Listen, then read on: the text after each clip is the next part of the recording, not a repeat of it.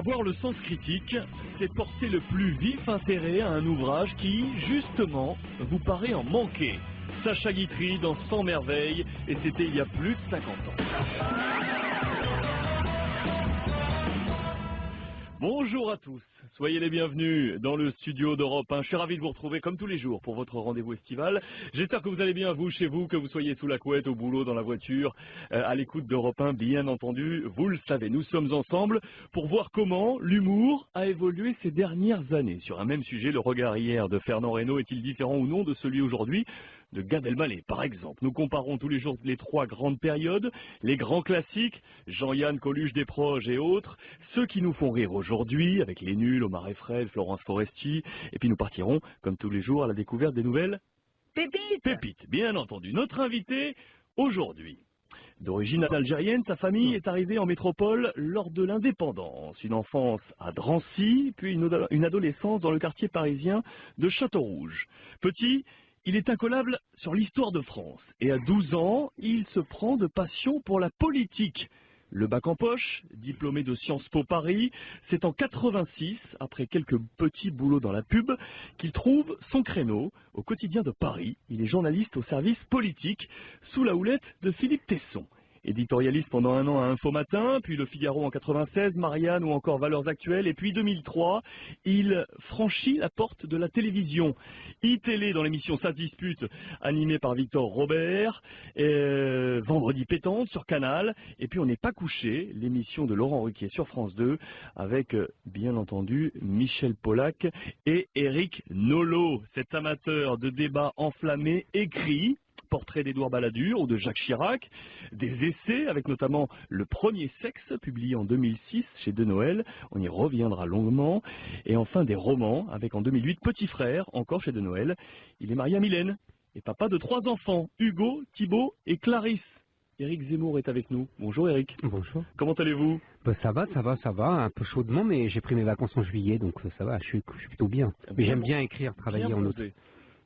Mais comme toujours, hein, je crois. Je suis toujours bronzé? Non, malheureusement. Non. Alors, je peux faire déjà une contestation et un rectificatif. Alors, allons-y. Je sais pas ce que vous entendez par d'origine algérienne. Parce qu'en fait, mes parents sont nés en Algérie. Donc, mais l'Algérie, c'était la France, comme disait un ministre de l'Intérieur, François Mitterrand. Et noir. C'est encore plus compliqué que ça. Donc c'est un terme qui n'est pas faux. Non, famille d'origine algérienne. Ouais, mais c'est pas vrai non plus, parce que vous savez, l'Algérie, je veux pas faire le cul. Allons-y. Mais l'Algérie, en fait, ça a été inventé par la France. Et d'ailleurs, le nom même de l'Algérie est inventé par la France. Et si vous voulez, c'est pas pieds noirs non plus, parce que les pieds noirs sont des Français qui ont colonisé l'Algérie. Moi, ma famille était déjà en Algérie. C'est des juifs séfarades qui venaient soit d'Espagne, soit qui s'étaient liés aux Berbères, justement sur ces territoires un peu mouvants. Il y a d'ailleurs un village en Algérie qui s'appelle Zemmour, et il y a un village au Maroc qui s'appelle Azemmour. Oui. Donc tout ça. Dire Olivier? Non, ça veut pas dire ça? Ça veut dire Olivier en berbère, bravo, exactement. Donc tout ça est un peu compliqué, mais d'origine algérienne, ça peut laisser entendre d'autres choses. C'est des gens qui sont immigrés, qui viennent d'Algérie, c'est pas vraiment la même chose. Mais bon. Petit rectificatif. C'est un point d'histoire. Mais voilà, petit rectificatif. Je peux pas m'empêcher. Vous avez bien raison. Éric, cette petite phrase de Sacha Guitry, avoir le sens critique, c'est porter le plus vif intérêt à un ouvrage qui, justement, vous paraît en manquer. Qu'est-ce que j'ai comme sens critique, cher Lucie? Je m'interroge. On est d'accord avec cette petite phrase de Guitry. Ah oui, on est d'accord. Hein, je suis souvent d'accord avec Guitry. Alors, Éric, on va bien entendu parler de l'évolution de l'humour en France. Comme tous les jours, on va tout de suite planter le décor. On confronte 2 de nos 3 grandes périodes avec un thème, les hommes. On va parler des hommes, des mâles, des séducteurs, des grandes gueules, entre guillemets. Un thème qui est important pour vous, on en reparlera avec la parution du Premier Sexe, votre bouquin publié en 2006. On va parler de cette notion d'homme avec Guy Bedos d'un côté et Franck Dubosc de l'autre. Alors Guy Bedos, 1973, les filles comme des mouches. Guy Bedos le sait, c'est un tombeur.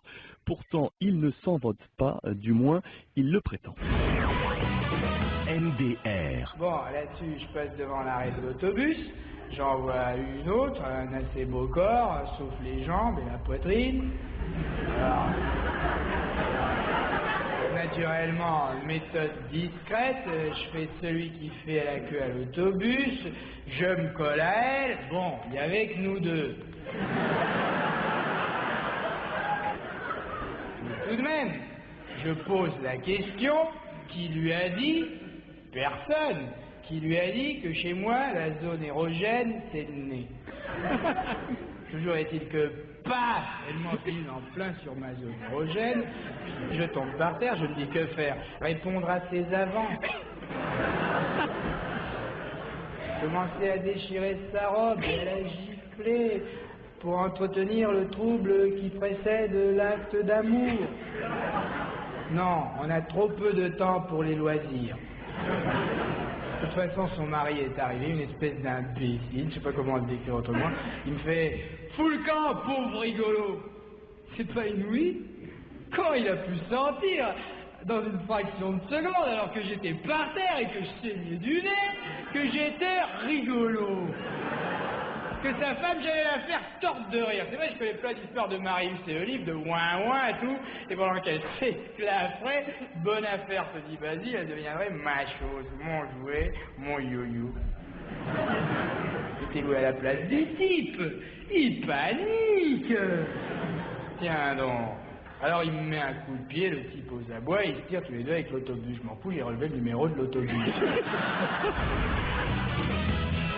Guy Bedos en 1973 avec les filles comme des mouches. L'évolution, la comparaison, 30 ans plus tard, donc avec Franck Dubosc, 2003, le sketch Le Séducteur, extrait de son DVD Pour toi public. Franck Dubosc est un séducteur, il énumère ses atouts et ses défauts, Franck Dubosc. Même après une bonne nuit d'amour, le séducteur est toujours en pleine forme. Bah allez, il va falloir y aller là maintenant, Sylvie. Christelle. Non, Jean-Pierre. T'as du café? Je sais pas. Et si tu chantes, chante, chante ce refrain qui te plaît. J'ai oublié de mettre ma chemise. Où ai-je la bite? La tête. Oui, le séducteur n'a pas que la tête en l'air. Alors d'abord, il y a une chose que tu dois savoir, c'est que le séducteur a une toute petite caquette. Bah oui, sinon il serait pas séducteur, il serait casé depuis longtemps. Un séducteur avec une grosse caquette. MDR avec Alexandre Ruiz. Franck Dubosc, le séducteur, en 2003. Éric Zemmour, Guy Bedos, 73, 30 ans plus tard. Dubosc, est-ce que par cet exemple-là, on voit une évolution? Ah ben, on voit déjà une dégradation. Parce qu'il y en a un qui est drôle et l'autre qui ne l'est pas. Ça, c'est une première chose. Non, mais c'est vrai, Bedos est grandiose, Dubosc est nul. C'est quand même une grande différence. Sur ce sketch. Sur ce sketch. Non, mais on va apporter une petite précision. Non, mais vous avez raison sur ce sketch, parce que depuis, Bedos a beaucoup baissé. Donc, on est bien parti. Deuxièmement, non, mais c'est la vérité. On est bien Deuxièmement, alors, dans le premier, on est à une époque en 73 où il y a encore des dragueurs. Et les dragueurs séduisent encore les filles. Et ils ont encore, bonne conscience. Et donc, Bedos fait dans le dragueur, le mauvais dragueur, et dans l'autodérision du mauvais dragueur. Et c'est évidemment hilarant. C'est très drôle, et vraiment, c'est formidable. Ce sketch-là, il faut que je vous dise, ça remonte vraiment à mon enfance. Je connaissais cet album-là de 73, j'ai passé des après-midi chez ma tante à m'ennuyer, et ils avaient, grâce à Dieu, cet album-là.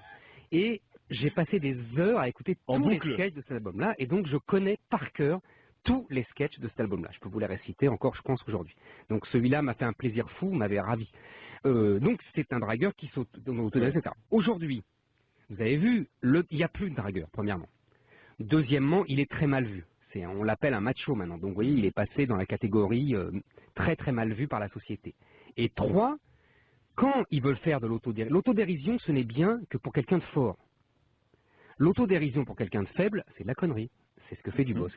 Est-ce que du coup, lorsqu'on compare ces deux comiques, on ne va pas les comparer, mais on va parler d'évolution, 73-2003, est-ce que vous êtes d'accord pour dire qu'il y a vraiment une évolution de l'humour en France? Tout à l'heure, on a découpé des tranches, avec les grands classiques, ceux qui nous font rire aujourd'hui, et la découverte de nouvelles pépites, qui sont le reflet de ce qu'est la société française. Mais alors moi, le comique a toujours reflété la société française, depuis Molière.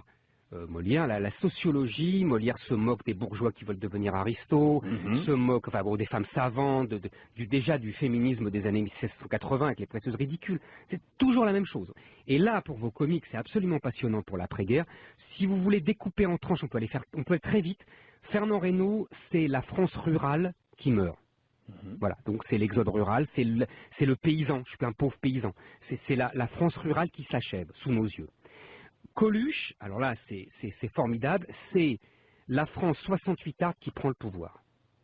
Donc c'est les jeunes qui sont nés en 45, qui dans les années 70, les années 80, prennent le pouvoir avec l'idéologie, on en reparlera si vous voulez, parce que les sketchs de Coluche incarnent tous l'idéologie 68arde. Et troisièmement, aujourd'hui, on est avec tous nos comiques d'aujourd'hui, alors il y a une période d'entre-deux, qui est comment la génération 68arde de Coluche et de Charlie Hebdo va démolir la France rurale, gaulo-rurale.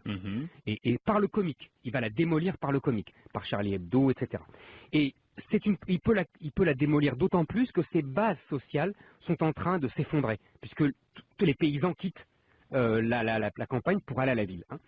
Et là, il y a une période de liberté extraordinaire, puisque évidemment, l'ancien pouvoir n'a plus de base sociale, et le nouveau pouvoir, ce que j'appelle moi les nouveaux curés, c'est-à-dire tout le politiquement correct, féministe, mouvement gay, etc., n'ont pas encore le pouvoir. Et aujourd'hui, nous sommes dans la période où les nouveaux curés ont le pouvoir, et où les comiques d'aujourd'hui, c'est pour ça qu'ils ne me font pas rire, doivent respecter ce pouvoir-là, ce nouveau pouvoir-là, qui est beaucoup plus ferme et qui censure beaucoup plus férocement que l'ancien pouvoir bonaparto-rural, pour parler. Donc les féministes et les exactement, ce que j'appelle les nouveaux curés et compagnie, censure selon vous. On en parlera. Que les comiques s'autocensurent, on en reparlera après. On en parlera, notre MDR qui est bien lancé. Voilà, l'émission est plantée, on peut marquer une pause, on se retrouve après. Europe 1 vous donne rendez-vous. Le 24 août, à 9h30, il sera là en direct. Un grand animateur pour vous faire participer à un grand jeu et vous faire gagner des week-ends de rêve, des séjours au soleil et même des tours du monde. L'invité d'MDR ce matin. Avec nous, il est rentré tranquillement, il est tout bronzé, il est en train d'écrire pour préparer également son nouvel ouvrage et puis la rentrée média qui arrive également. Eric, nous parlons de l'évolution de l'humour en France, on a bien planté le décor avant la pub, on va s'attaquer à la première grande période, la période donc des grands classiques, avec ce talent d'écriture de Georges Lautner.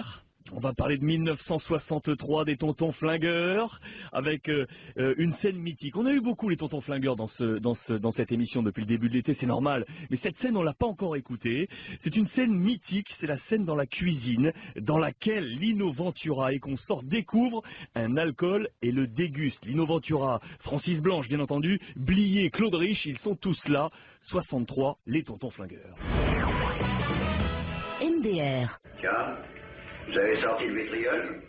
Pourquoi vous dites ça?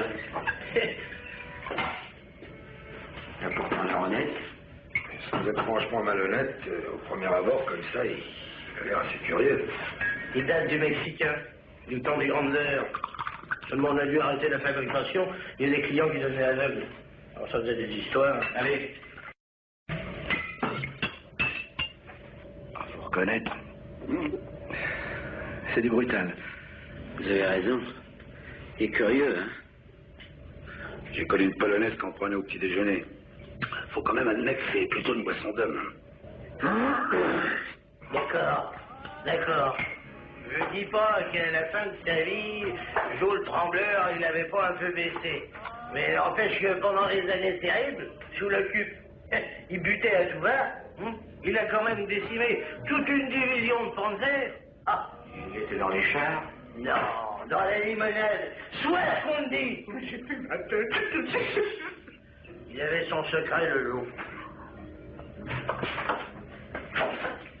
C'est où? À droite, au fond du couloir.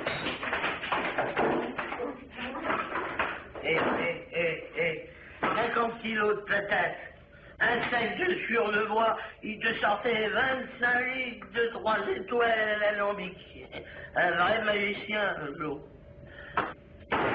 Et c'est pour ça que je me permets d'intimer l'ordre à certains salisseurs de mémoire qui feraient mieux de fermer leur claque-merde. Ah. Vous avez beau dire, il n'y a pas seulement que de la pomme. Il y a autre chose. Les matins de Ruiz.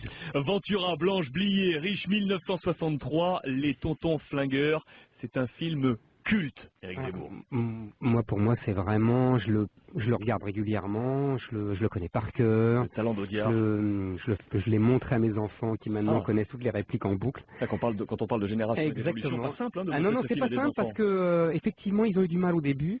Et puis en fait, j'ai insisté, là maintenant ils ont une douzaine d'années, et ils trouvent ça formidable. Il y a un âge en fait où ils peuvent accrocher, parce qu'il y a pas mal de références culturelles, il y a pas mal, je m'aperçois en l'écoutant que, et puis c'est un monde qui leur est étranger, parce que c'est ce dont je parlais, c'est ce monde, on sort du monde rural, on appartient le monde d'homme, la boisson d'homme quoi.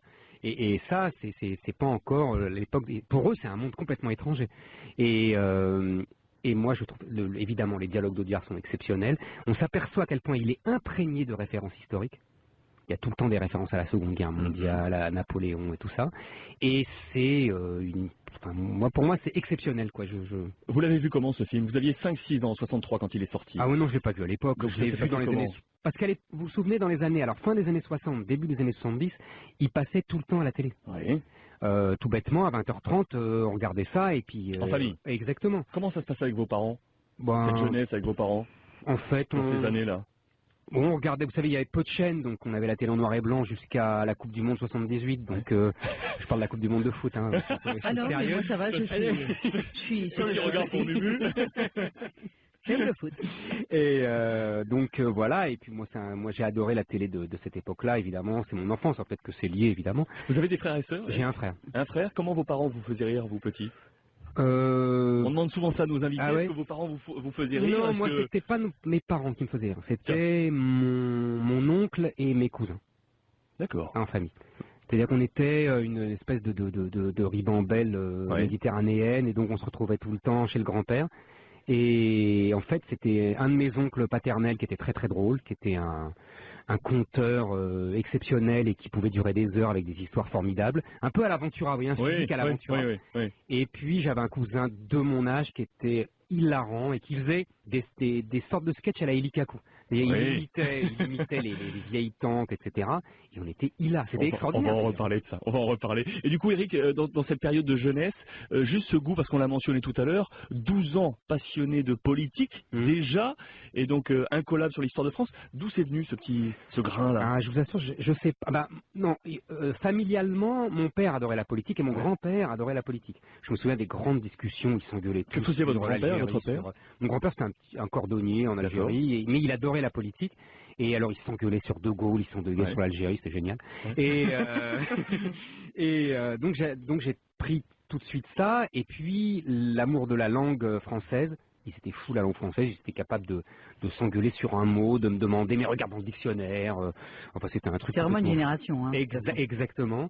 Et donc, la politique, la langue française, la littérature, tout ça, pour moi, c'est lié. Donc, je prends ça en héritage et évidemment, je resserre ça. C'est-à-dire que je suis le premier de la classe en français, mes rédactions se lisent en classe, vous voyez, etc. Et la politique et l'histoire, pour moi, tout ça, c'est mêlé.